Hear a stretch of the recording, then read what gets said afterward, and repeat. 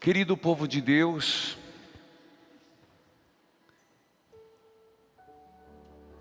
uma das razões do Espírito Santo é nos fazer conhecer, nos fazer assimilar e clarear mais e mais a profundidade, o conhecimento de Deus.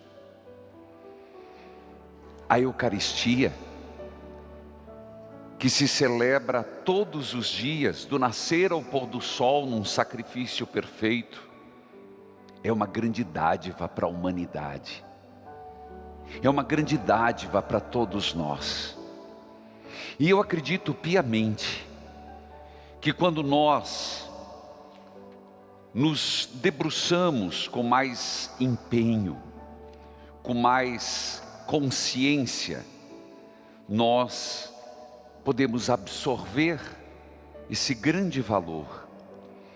Sei que a grande maioria, desde criança, participam de missa. Sei da catequese.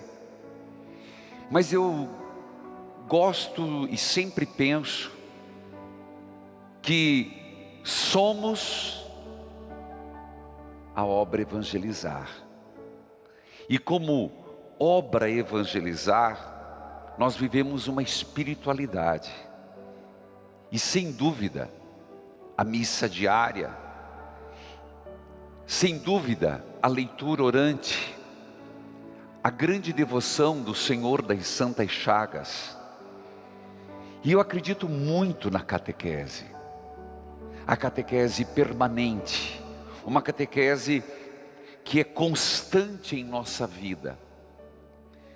Eu digo, às vezes a gente faz um curso de Bíblia, naquele momento, naquele dia, naquela hora, nós escutamos, mas não compreendemos, não estávamos maduros o suficiente. Não se trata de repetir as coisas, mas de criar oportunidade para que no momento em que vivemos, talvez tenhamos consciência melhor do que estamos ouvindo na palavra, celebrando no mistério da Santa Missa. Semana passada, eu concluí o Oremos e abri a mesa da palavra. Essa mesa, e não vou repetir o já dito, poderão depois ver, mas continuo. Essa mesa da palavra, que se abre com a primeira leitura, não necessariamente, eu dizia, com comentário. O comentário tem um sentido de munus, de munição. A primeira leitura, ela quase sempre, ela vem do Antigo Testamento, salvo em alguns dias, algumas festas, algumas solenidades, no caso, a Páscoa. E aqui me faz lembrar de algo importante de compreender. A igreja, ela trabalha a partir daquilo que para a nossa fé é importante, divide-se em missas do tempo comum, as missas ordinárias. A palavra ordinária não é no sentido que nós compreendemos, do cotidiano. E também nas missas dominicais. Sempre o domingo é uma pequena Páscoa. Então, sempre no domingo se canta o Glória e se reza o Creio. O Glória só não se reza no tempo do Advento e da Quaresma. Nem se reza, nem se canta. Mas nos domingos, essas duas orações do povo de Deus permanece. Quando nós vamos celebrar as outras festividades, ela segue memória facultativa. O que é uma memória facultativa? Ela é facultativa para a universalidade da igreja, mas em determinadas regiões existe o chamado diretório litúrgico, que estabelece: nesta região ela pode ser festa, ela é solenidade. Mas quando o Diretório Universal da Igreja estabelece memória facultativa, é pelo grau de conhecimento, de influência que o santo em questão, ou a comemoração que se tem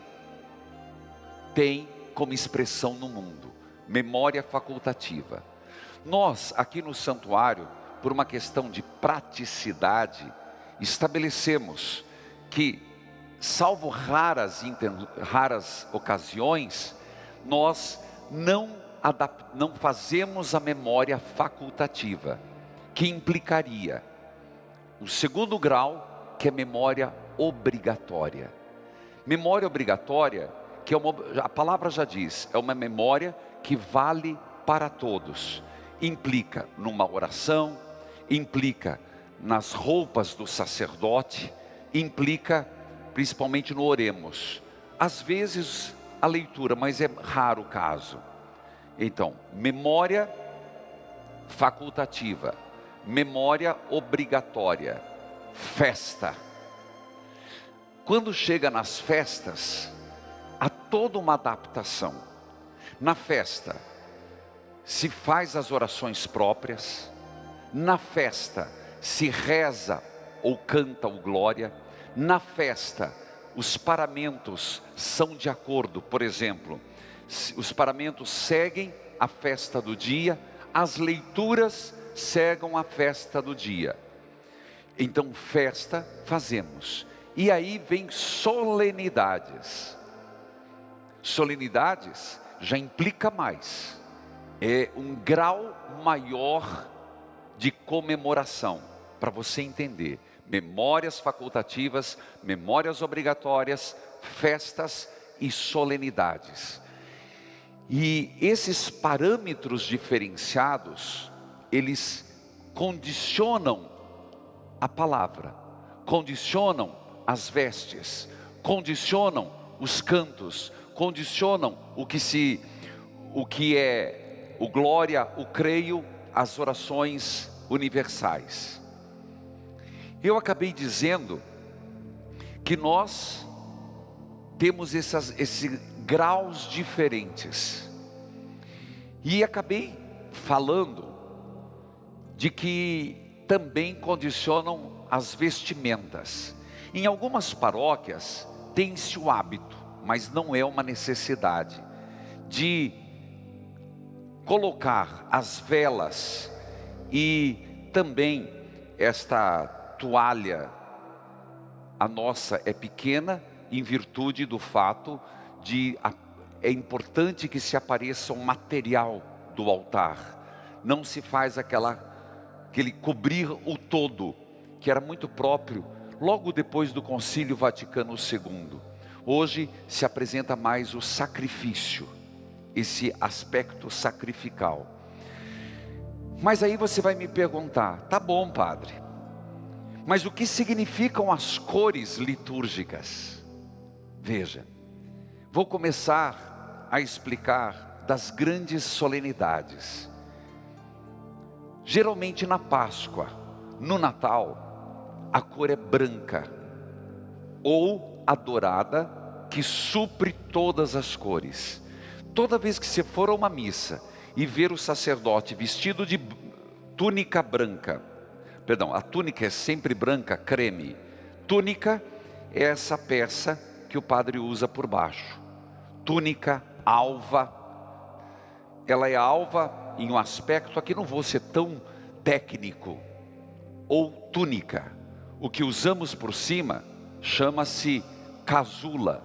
E embaixo nós temos a chamada estola. A estola, a casula. A cor, ela determina o que se está celebrando.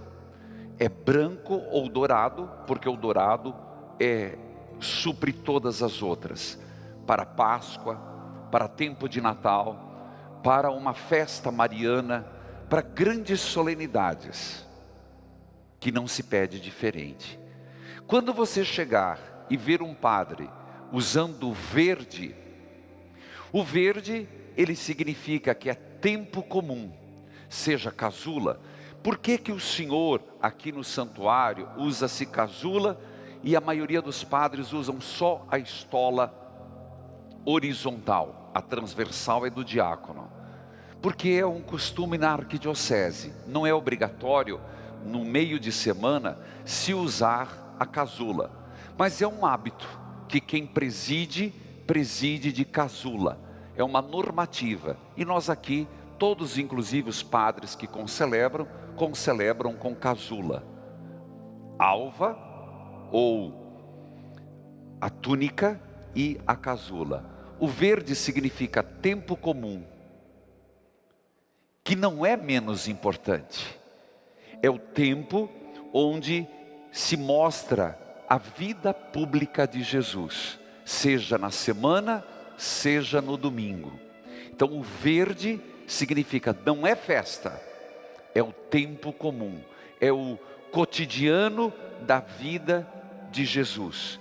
Repito que isso não é para mostrar que não é importante, para mostrar que nós estamos sem grandes festividades e olhando para a vida pública do Senhor, dos 30, entre aspas, até a sua crucificação. Se você chegar numa igreja e ver a cor vermelha, o vermelho, salvo para o Espírito Santo, o vermelho significa martírio. A cor vermelha do Espírito Santo, e quando ou um apóstolo, ou um santo, ou uma santa foi martirizada. Então, nesse aspecto, viu vermelho, martírio. Segundo, Espírito Santo, ou no caso da Sexta-feira Santa, o vermelho. Mas ainda tem mais uma cor, o roxo. Quando você vê um sacerdote com roxo, é Quaresma, Advento ou missa de corpo presente. Agora tem uma leve mudança, mas de modo geral também faz-se opção, podendo se usar branco. Antigamente se usava o roxo. Então você percebeu que aquilo que se celebra, o santo que se celebra, a solenidade de Nosso Senhor, ou de Maria, ou da igreja, é o que vai gerenciar, que vai conduzir a própria celebração, no que se refere à palavra, no que se refere aos ritos, no que se refere às cores litúrgicas. Creio que essa parte é importante para entender o porquê que às vezes a leitura está numa sequência e muda. Muda porque no dia se tem uma festa, se tem uma solenidade. Do contrário, ela segue um princípio básico. Quando é missa semanal, não tem a segunda leitura. Quando é festa, também não. Quando é solenidade, tem. No caso, vem logo depois da primeira leitura, o Salmo. O Salmo, ele é escolhido a partir da leitura.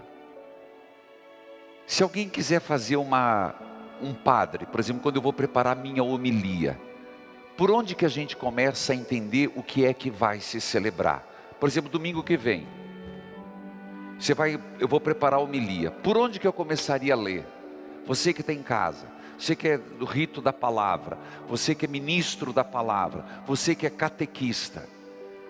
A princípio você fala, vou ler da primeira leitura. Não, filho. A primeira coisa a ser lida é o Evangelho. O Evangelho, depois você lê a primeira leitura. Porque o Evangelho é que marca a tônica da primeira leitura. E o Salmo é escolhido em relação à primeira leitura.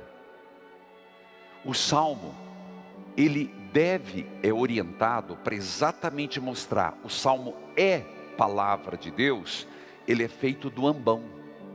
O ambão da palavra, da mesa da palavra. O salmista, como eu expliquei o sentido de usar, ou uma peça que identifique, nós usamos a OPA, vem e proclama o salmo. Em tempo de pandemia, nós estamos adaptando, já expliquei, mas sempre bom lembrar, que nós estamos adaptando o uso do microfone, evitar contaminação. Por isso, nós estamos aceitando algumas mudanças, quando é para cantar, porque nós estamos com um grupo reduzido de músicos. Mas você percebe, o salmista vem no ambão, ele está proclamando a palavra. Existe a antífona. Essa antífona é de direito do povo. Antigamente era chamado salmo responsorial, antes ainda, canto de meditação. Foi logo depois do concílio. O canto de meditação era uma música agradável, hoje não se aceita mais. Na Sagrada Liturgia, o canto de meditação, ele não tem sentido, porque não se tem sentido cantar um canto para meditar. Quer meditação melhor do que a palavra do salmo? Por isso não se substitui, e salmo também não se troca. Pode haver uma adequação na antífona. Por quê? Porque quando a antífona é muito longa, se não tem recursos como o folheto, se não tem recursos como um video wall, o povo não entende. Por que se repete uma antífona? A antífona é de direito do povo. Existem cantos que podem ser do ministério, existem cantos que é de direito do povo. O glória, não se muda o glória. O glória é para se cantar ipsis literis, tal qual o texto, e é direito do povo. Já falei isso anteriormente. Cuidado com a troca. Nossa, que salmo bonito, que glória bonito. Ou vou fazer um salmo com uma antífona tão cheia de quebradeira, tão cheia de inovações, de floreios, de firulas, que o povo não canta a antífona. Está errado. A antífona é de direito do povo. Quando chega nas estrofes, aí o salmista pode usar da criatividade, mas é palavra. Então o instrumento não pode estar acima da palavra. De preferência, quando chega na hora, no estribilho, ou você quer antífona, canta-se tudo. Por que se pede que nessa hora, se tem bateria baixe, ou não toque, que haja um movimento? Nós sabemos que as grandes artes musicais, as grandes peças, elas não são tudo num volume só. Quem já foi assistir uma ópera, quem já foi assistir um concerto, sabe que existe uma dinâmica do forte, mais forte, do pianíssimo. Também na música tem que ter. Isso não é só, e você pode ir qualquer música, tem que ter um movimento. Então cuidado, quando vai se cantar o salmo, e de repente os instrumentos cobrem a palavra. Se quer intensificar na antífona, quando o povo já sabe, perfeito. Quando chega na palavra, o mais importante é a palavra. Diminui-se tudo, enaltece-se a voz. O salmo, ele vem para fazer um eco à leitura. O salmo vem como uma reflexão meditada. Por isso, o salmo tem uma cadência de salmo. A palavra diz, não é para ser algo, um forró fora de hora. No salmo, dificilmente se cabe uma música para frente, agitada. A palavra é meditação, é poder assimilar. Logo depois vem a segunda leitura, e eu digo no domingo. A segunda leitura, ela não segue a estrutura nem do Evangelho e nem da primeira leitura. A segunda leitura é a mais difícil quando se vai fazer uma Léxio Divina, meditar, ou quando eu vou contando a partir de mim, que vou preparar a homilia. Porque a segunda leitura pode encaixar na temática quando é sequencial. Quando é de uma festa, agora você já sabe o que é, de uma solenidade, ela é escolhida a dedo. Quando é de um santo, numa solenidade, a segunda leitura é escolhida a dedo. Mas domingo que vem, por exemplo, a Ascensão é escolhida a dedo. Quando chega no tempo comum, ela segue uma outra, ela pega uma das cartas e faz cada domingo um pedaço. Às vezes encaixa, às vezes não encaixa. Depois da segunda leitura, e quero chamar a atenção, mais uma vez o que eu já disse, não existe palavras do Senhor. Estas são palavras do Senhor. Não, é palavra, singular, o verbo. Alguém reagiu a isso, mas o que eu disse é verdade, é palavra de Deus. Logo depois, ainda nesse momento, vem da palavra o canto de aclamação. Veja, a primeira leitura sentado, a segunda leitura sentado, eu me sento para escutar, para meditar. A palavra é meditar. Então você entendeu porque os cantos não podem ser rápidos? Não dá para pensar um salmo agitado. A pessoa está sentada, a pessoa está para internalizar, assimilar, introspectar. Vem a segunda leitura, aí vem a aclamação. Na missa, a aclamação é de pé, sinal de prontidão. De modo geral, salvo raras exceções, que é da quaresma, tem que conter aleluia. Repito, tem que conter aleluia. Porque é uma expressão de aclamação. Olha a palavra. As próprias palavras já dizem por si mesmo. E é impressionante, mas eu não tenho tantas aclamações. A própria liturgia nos ajuda. Ela traz uma antífona, chamada aleluia, aleluia, aleluia. E depois, a própria liturgia, não precisa inventar moda, nos traz um pequeno versículo que nos prepara para o Evangelho. Na dúvida, vai no aleluia. Aí que os compositores, sem criar acidentes musicais, porque tem muita gente que cria uns acidentes musicais que o povo não canta, sempre pensa, eu tenho que preparar para o povo cantar. Escuta o que eu estou te dizendo. Comunidades, eu já disse para investir em som. E se você tem folheto, eu ainda vou falar do folheto ainda hoje. Mas se não é a comunidade, invista nos video wall. O que é video wall? É você ter, por exemplo, uma televisão. Isso no dízimo você pode pedir para gente da sua comunidade ter um video wall, uma televisão conectada a um computador para colocar as músicas. É direito do povo cantar, é direito do povo participar, e o cântico é uma forma de participação. Já aproveito e falar do folheto. O folheto foi instituído logo depois do Concílio Vaticano II. Ele não é obrigatório. E o folheto veio com o objetivo de ensinar o povo a rezar em português. Repito, o folheto, ele não veio para ficar. Ele foi uma muleta. Como antes se rezava em latim, Domino vobiscum. Eu lembro disso, mas o que significa? De repente, o Concílio Vaticano II determinou: pare-se o latim e vai para a língua vernácula.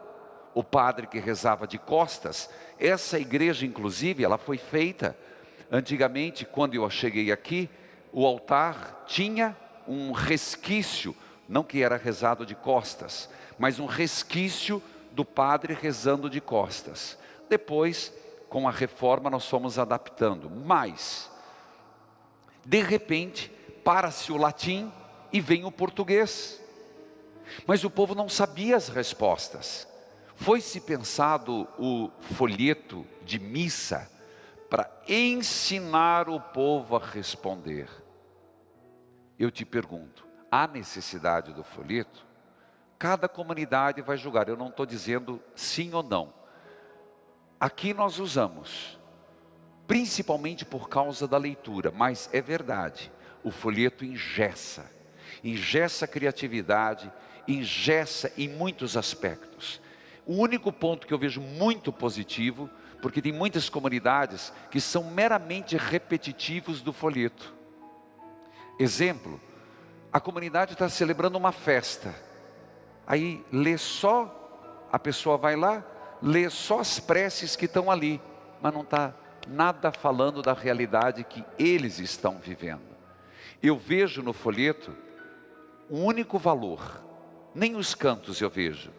Minha crítica, muda-se demais. Cada mês é uma fábrica de música nova, e o povo quer cantar. É minha crítica, e assumo minha crítica. Eu vejo como ponto positivo a palavra de Deus. Penso no futuro de ter as leituras nos videoaulas e suprimir o folheto. A curto prazo. Mas para as leituras é bom. Voltando à questão do folheto. Portanto, você entendeu que é uma muleta, e infelizmente a muleta acabou sendo o modus operandi, e a maioria caminha na muleta. Mas não necessariamente. É verdade que se teve várias iniciativas de levar a Bíblia. O grande problema é que cada um tem uma versão de Bíblia. Por isso dificultou a leitura na igreja, o povo ter a Bíblia. Porque cada um tem uma versão de Bíblia. E as palavras sendo diferentes incomoda. Fecho a questão do folheto. Então fica aí que não é obrigatório. Tem ajuda e também tem elementos que não nos ajudam. Nesse caso, nós estamos na aclamação do Evangelho. As pessoas estão sentadas. Fica-se de pé. Sinal de prontidão. Nós vamos receber o Evangelho.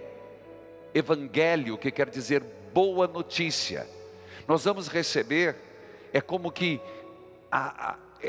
esse canto de aclamação, ele expressa como aquilo que vai baixar, vai abrir a grande notícia e vai ser proclamada. É verdade que em celebrações usa-se o incenso, mas eu vou reservar, talvez para quinta-feira que vem, explicar sobre o incenso. Em algumas comunidades se usa o incenso. Quando se tem o bispo celebrando, quem proclama o Evangelho é o padre, mas se tiver um diácono, é o diácono. E veja a importância do Evangelho. Nas grandes solenidades, no domingo, o que é um absurdo, vou fazer mais uma crítica ao folheto. Você não é gastar, meus irmãos, é de mostrar o significado. Cada comunidade tem que ter o seu livro, porque a coisa mais estranha é você pegar o Evangelho e falar, palavra do Senhor, beijar o folheto. Um folheto que depois vai estar na rua jogado. Bíblia, lecionário. E isso, para que existe o dízimo? Uma das dimensões do dízimo é você investir e mostrar a solidez da palavra. Em algumas celebrações, eu faço questão todo domingo e nas solenidades, em cima do altar, e entra na primeira procissão, porque a primeira procissão é a entrada na igreja, fica aqui um evangeliário. Então, neste caso, o evangeliário que ele tem várias capas, mais sofisticadas, menos sofisticadas. Veja a importância.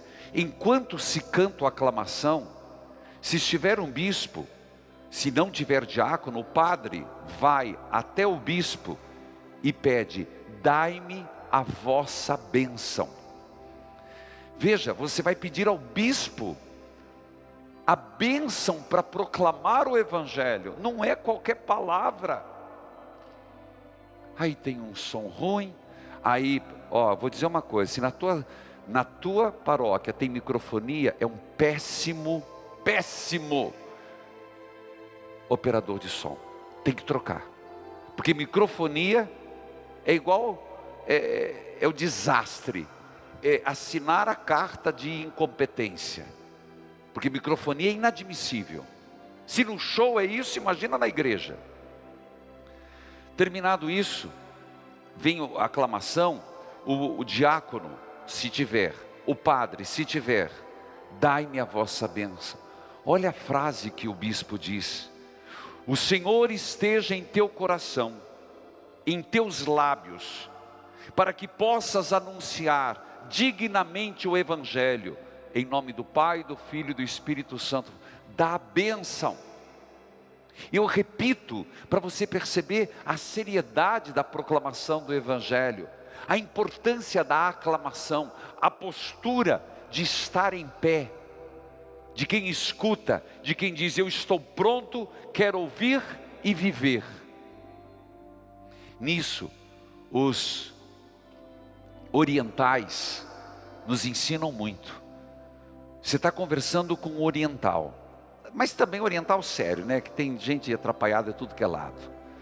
Os muçulmanos também fazem. Eles vão citar o Alcorão, eles estão sentados, se levantam e proclamam. Nunca se proclama o Alcorão sentado. Sinal de respeito. Por isso, a igreja, ela nos ensina os movimentos orantes: sentar, ajoelhar, ficar em pé. O Senhor esteja em teu coração, em teus lábios, para que possas anunciar dignamente o seu Evangelho, em nome do Pai, do Filho e do Espírito Santo. E a pessoa responde: amém.